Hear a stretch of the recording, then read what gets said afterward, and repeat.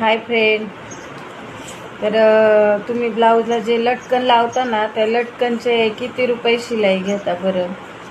पूर्ण आपला एक साधा कटोरी बिना असतात तर ब्लाऊज शिवून होईल एवढा वेळ लागतो ही लटकनची दोरी बनवायला.